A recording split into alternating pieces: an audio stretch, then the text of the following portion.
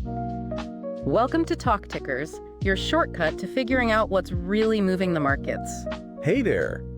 Today, we're zeroing in on a recent earnings call. We're not just going to read numbers at you. Right, we want to unpack what they actually mean. Strategy, future outlook, all that. Exactly. We've dug into it to help you cut through some of the noise. And this quarter, well, it looks like the company was really firing on several cylinders. Oh, yeah. Yeah, they didn't just meet expectations, they actually beat their own guidance. Organic sales were up 6%. 6%, okay. And what's interesting, really, is that it was driven by volume. More customers buying more stuff, not just price increases. Volume growth. Yeah. That's always a good signal, isn't it? Where was that demand coming from specifically? Well, electronics saw a lot of traction, especially, components for advanced semiconductors. The AI stuff. Exactly. AI applications are a big part of that. But also, their healthcare and water technology businesses showed pretty solid volume increases, too. Okay, so broad-based strength on the volume side. How did that translate to the bottom line? Profits. Pretty well, actually. Operating EBITDA, which, is basically profit before certain items hit $788 million. And how does that compare? That's up 16% compared to last year. So it shows they're not just selling more, they're managing things effectively too. Strong leverage. 16%, nice. What about margins? Even better, maybe? The operating EBITDA margin climbed to 25.7%. Oh. Yeah, that's up 240 basis points. So they're keeping almost 2.5 cents more profit for every dollar of sales compared to before. That's a significant improvement. It is. And wrapping up the financials, adjusted earnings per share, or EPS, shot up 30% to $1.13. 30%. Okay, so really strong numbers across the board then. Definitely a successful quarter from a financial perspective. So beyond the numbers, what about the big picture? Strategic moves, anything major happening? The headline item is still the spinoff. Yeah. Their electronics business, right? The one they're calling CU&I now. Yep, CU&I. That's still on track, they say, for a November 1st separation date. November 1st. Okay. And we heard about some leadership appointments before. Any updates there? Absolutely. They've locked in the top team for CU&I. John Kemp, who's running electronics now, he's the CEO-elect. Makes sense. And Matt Harbaugh is coming in as the CFO-elect. They're also putting together the board for CU&I. How's that looking? It's a mix. 3 current directors are moving over, so some continuity there, plus 4 new external members. So some fresh perspectives, too. And importantly, the first big piece of paperwork, the Form 10 registration, that's been filed with the SEC. So the wheels are definitely in motion for that spinoff. Okay, let's switch gears a bit. Tariffs. That's causing headaches for a lot of companies. What's their situation? Yeah, it's definitely on their radar. Before they do anything to mitigate the impact, they're looking at a potential cost of around $500 million a year, starting in 2025. Oof, $500 million. That's significant. It is. But they sound pretty confident they can offset most of it. They're talking about shifting production, finding different suppliers, maybe adding surcharges. So what's the bottom line impacts they're actually expecting now? Right now, their estimate for the net costs after those actions is closer to $60 million. $60 million is a lot better than 500. Definitely. And they expect most of that hit, if it happens, will be in the second half of the year. And it sounds like they're still working on it, trying to get that number even lower. Yeah, exactly. They said they're actively exploring, everything, product exemptions, tweaking sourcing again. They're not done trying to minimize it. Okay, good to know. Now, let's maybe dive into the specific business segments. How did that electronics part, the future CU&I, actually perform this quarter? Right. Electronics go. Pretty impressive, actually. Net sales were up 14%, both reported and organic. 14%. Wow. And that was almost entirely volume driven. Volume was up 16%, which more than offset a small, 2% dip in prices. 16% volume growth in electronics. That's huge. What parts were strongest? Well, semiconductor technologies saw low double-digit organic growth. That's really being fueled by demand for those advanced chips, especially for AI. Right, the AI connection again. And they mentioned continued strength in China, specifically for semi. Okay. Yeah. And other parts of electronics? Interconnect Solutions also had a really standout quarter. Organic sales growth there was in the high teens. High teens, also very strong. Yeah, broad-based demand, again, reflecting AI advancements, needing more complex interconnects. And they mentioned gaining some market share, too. And the profitability for Electronics Co. Operating EBITDA was up 26%, a big jump. The margin hit 33.4%, which is up 340 basis points. Very healthy margin. Extremely. Now, they did point out that while the volume is great, They are investing heavily right now, building capacity and tech for those advanced nodes and AI ramps. So that investment offsets some of the immediate profit boost. Makes sense, investing for future growth. You mentioned China's strength in semi. How big is China overall for their electronics business? It's significant, about $1.4 billion in sales last year just for electronics going into China. Okay. And an interesting point, they said over 70% of those sales are what they call spec'd-in materials. Spec'd-in, meaning? Basically custom designed or specified directly into the end products of their multinational customers and big semi players. It makes the relationship stickier, harder to displace. Gotcha. Okay, let's turn to the other major piece, the Industrials Co. How did that side fare? Industrials was a bit more mixed. Overall, net sales were flat. They did manage 2% organic growth. Okay, some growth. But that was wiped out by currency headwinds and some portfolio changes, businesses they divested or acquired. So flat overall. Were there any bright spots within Industrials? Yes, definitely. Healthcare and water technologies both grew organic sales in the low teens. Low teens, that's pretty good. Yeah, driven by volume gains across healthcare and real strength in water, especially their reverse osmosis tech. But not everything in Industrials was up. No, the diversified industrials part, that was down mid-single digits organically. Why was that? Mainly softness in construction and automotive end markets. Those have been a bit weaker lately. Right. But even with that segment down, the overall Industrials Co. still managed to grow its operating EBITDA by 6%. And the margin improved too, up 130 basis points to 23.8%. So still improving profitability even with flat sales. Okay. Looking ahead then, what did they say about guidance?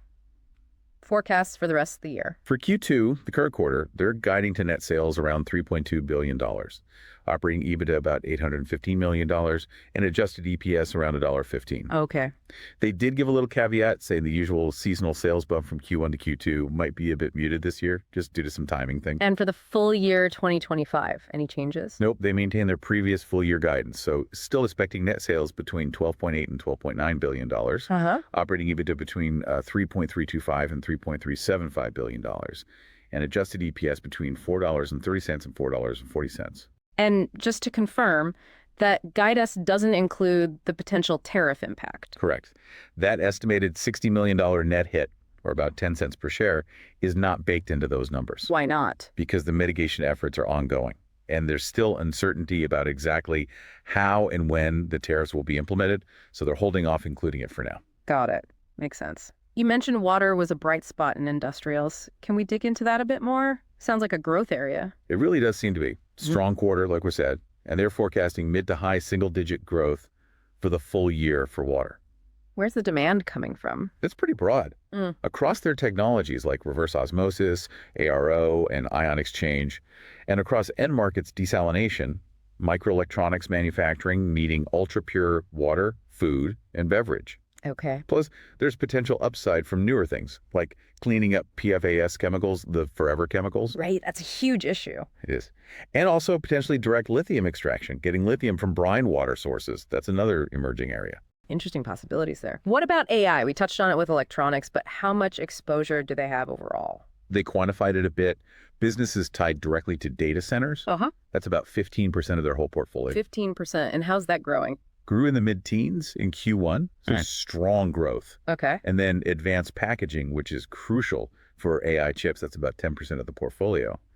And that grew even faster in the low 20% range in Q1. Wow. So yeah, they clearly see the whole AI build-out needing more computing power, more connectivity as a major tailwind for them. Definitely seems positioned there. Let's go back to China for a second. Beyond electronics, what are the dynamics they're seeing there? Well, in semiconductors, strong domestic demand within China and all the new fabs starting up really drove growth recently. But they expect that to cool off a bit. Yeah, for the full year, they're actually forecasting China semi-demand to be sort of flat compared to the strong levels they've seen, a bit of normalization. Okay. What about other areas in China? Their ICS, interconnect solutions, markets there are seeing strong real-time production demand, they said. And globally outside China? Globally, ex-China, they still expect high single-digit growth from both semi and ICS, driven by, AI, advanced nodes, advanced packaging, the themes we keep mentioning. Right. There was also something about an anti-competitive review in China. related to Tyvek. Yeah, they mentioned that. An investigation is ongoing. They said they're cooperating fully. Is it a big deal financially? Doesn't sound like it. They stress the exposure is less than 1% of their total sales. Okay. Pretty small then. And they don't expect it to spread to other parts of their business. Yeah. Operations in that specific area are just continuing as normal while the review happens. Okay. And quickly, anything on the Aramids business? I saw a mention of an impairment charge. Right. They emphasize that the fundamental cash flow outlook for Aramids hasn't changed. So why the charge? It was a non-cash charge related to an internal reorganization. They realigned their reporting units, and Aramids is now basically a standalone unit for reporting purposes, which triggered the accounting assessment. Got it. Non-cash, accounting driven. Okay. And finally, before we move on, what did they say about current orders? How's the visibility looking? Sounded positive. April order intake was strong, and the order books they have for Q2 look consistent with their expectations. So no signs of a slowdown right now? Not according to them, no slowdown observed. Okay. Any other updates? PFAS lawsuits? M&A? Quick hits there. They're watching the EPA's PFAS actions, but no immediate change to the opportunity in their water business from that yet. Some personal injury lawsuits related to PFAS are scheduled for bellwether trials in October. They're also managing state-by-state stuff with attorneys general. And M&A activity, especially with the spinoff happening. Unlikely to see any big deals before the November 1st spinoff date. But yes, they said they are actively looking at potential deals, portfolio additions for both the remaining company and for CU&I once they're separate entities. Okay, makes sense. Lots happening there. Definitely a busy time for them. All right, let's shift gears now. It's time for our segment where we brainstorm some perhaps less obvious trade ideas. And always remember, this is absolutely not financial advice, just exploring possibilities. For educational and entertainment purposes only. Okay, here's a thought playing off the spinoff. Go on. CU&I, the electronics business, right? Strong performance, great outlook, deeply tied into AI and advanced semi. It's going to be a pure play soon. Okay. So one idea, maybe a bit out there, is thinking about a long position in CU&I after it separates in November. The thinking is the market might initially undervalue it as a standalone, focused leader in these critical growth areas.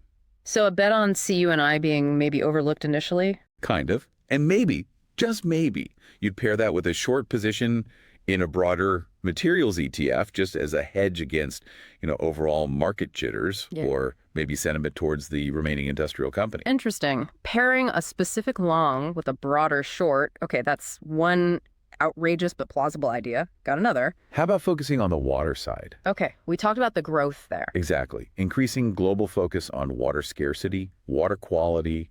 Their water tech business is doing well, especially in things like desalination, potentially PFAS cleanup, maybe even lithium extraction down the road. Right. So the idea... Well, maybe consider a long position, not necessarily in this company directly, but in companies that are pure plays, specializing purely in advanced water treatment solutions. Okay, focusing on the specialists. What's the outrageous part? The outrageous element is speculating on a major catalyst.